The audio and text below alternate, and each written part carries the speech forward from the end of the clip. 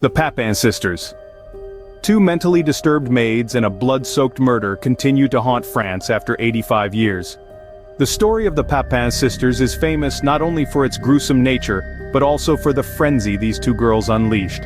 Indeed, the crime that occurred in the early decades of the 20th century left the entire French populace shocked and horrified. At first glance, this picture might fool you into thinking they are twins, but the truth is, they are 7 years apart.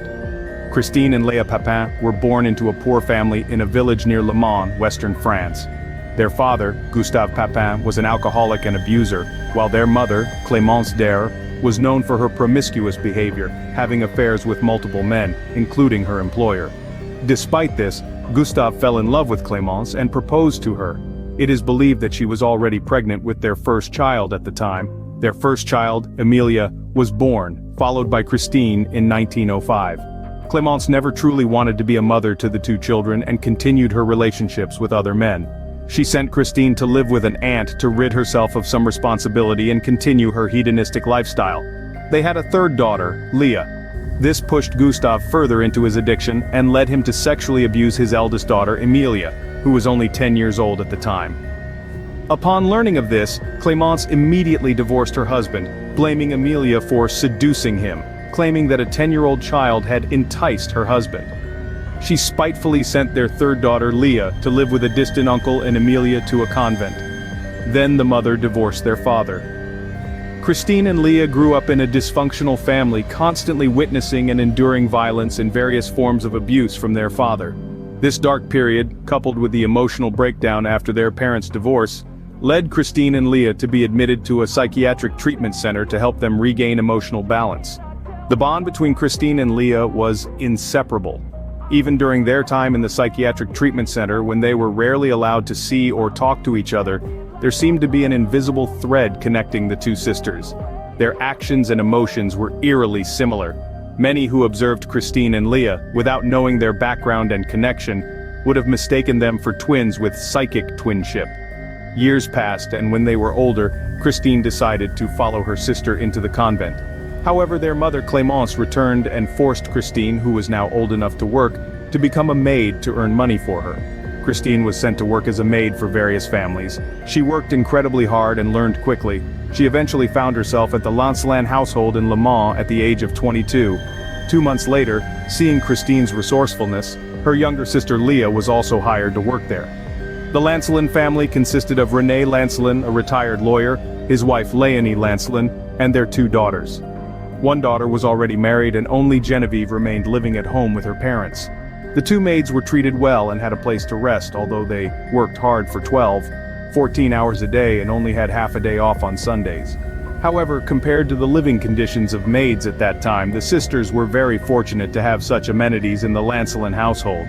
Although the Lancelin family was very pleased with these diligent and hard-working sisters, the former employer said that Christine had a history of being easily angered when she made mistakes. She had been fired from a family job in less than 15 days. A local merchant also mentioned that Christine had some peculiar habits and could be cold and distant at times.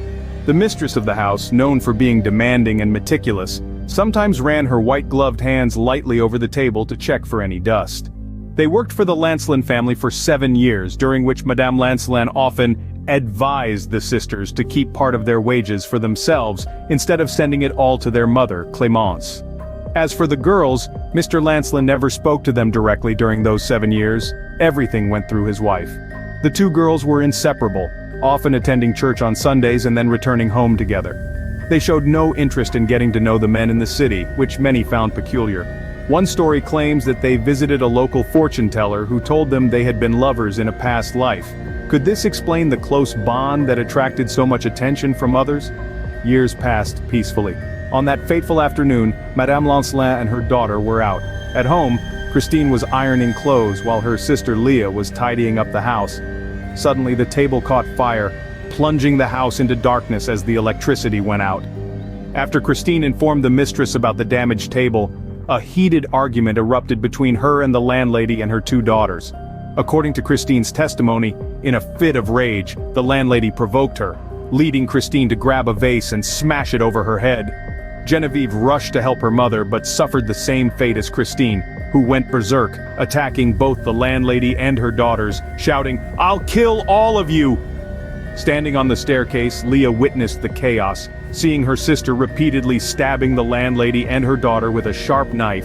Christine mercilessly slashed their faces with the knife until their white aprons were soaked in red blood. Without a word, Leah gently descended the stairs. "Pluck out their eyes!" Christine commanded, as she ferociously assaulted the helpless mother and daughters. Genevieve was stabbed multiple times in the neck and face, causing blood to gush from her throat, rendering her unable to scream for help. Hearing her sister's command, Leah, standing just a few steps away from the landlady, swung a hammer forcefully at her head.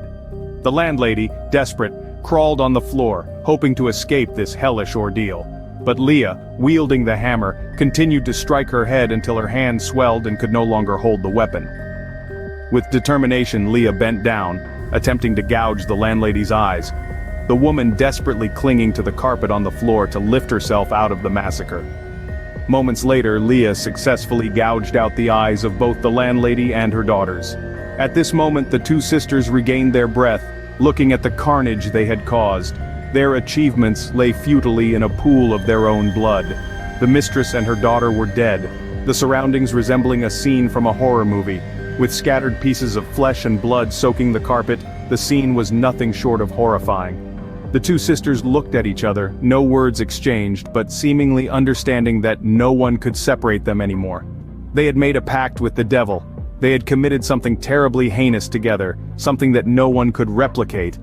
Christine wiped her bloodied fingers across her sister's pale face, finding Leah breathtakingly beautiful.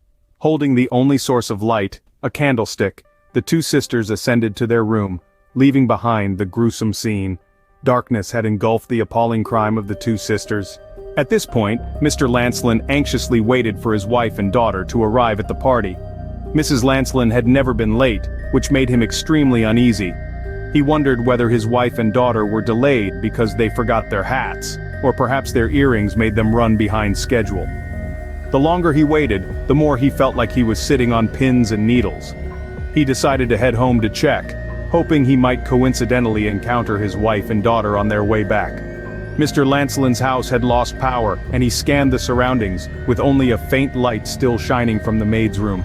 He instinctively knocked on the door, but it was locked, and no one answered despite his repeated attempts. A sense of unease washed over him, causing him to step back. If Mrs. Lancelin and her daughter had left, then the maids of his house should have been the ones to open the door. His house had never felt so dreary before. Renee quickly notified the police to break into the house. When the police arrived, they found a way to sneak in through a back entrance. They mobilized to seal off the house. In the darkness, they were horrified to discover the bodies of Mrs. Lainey Lancelin and Genevieve Lancelin, disfigured by vicious attacks mainly aimed at their faces, with their eyes gouged out. Their thighs and buttocks were mutilated, and Genevieve's menstrual blood was found on her mother's body.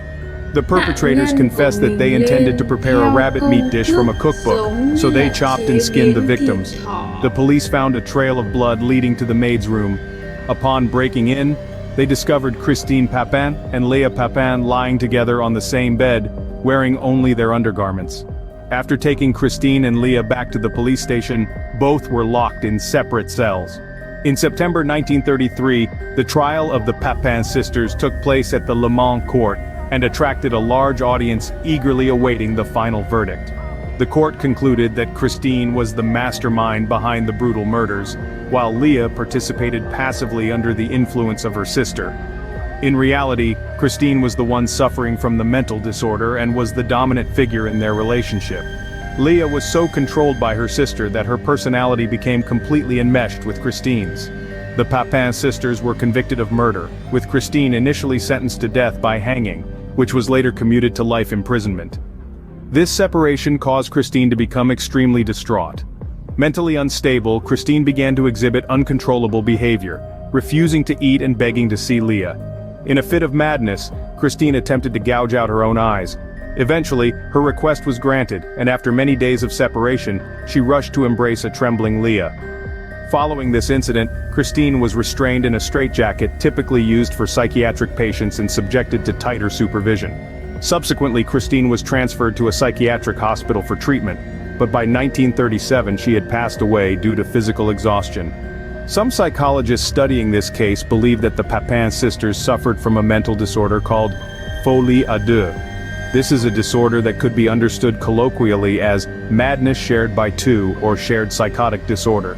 The intense bond between Christine and Leah led to hallucinations, delusions, violent agitation, and other symptoms, all shared between them. Leah was sentenced to 10 years in prison and was released in 1941 due to good behavior rehabilitation. She adopted a new identity and returned to live a peaceful life with her elderly mother, whom she had been estranged from for so long. There are reports stating that Leah passed away in 1982, but many were quite alarmed when, in 2000, a documentary film titled In Search of the Papin Sisters by director Claude Ventura claimed to have found Leah. By that time, Leah had become paralyzed on one side of her body and unable to speak due to a seizure. The Papin sisters case became a classic murder case in French criminal history, later becoming a subject of research for many intellectuals, psychologists, and psychiatrists. Additionally, the darkness and horror of the case also inspired numerous plays, films, songs, and artworks. And this is Creep Factor. Thank you for taking the time to watch the entire video. And if you like this video, please click like, share, and subscribe to the channel for more interesting content. Now, before we get to the main content, please hit the subscribe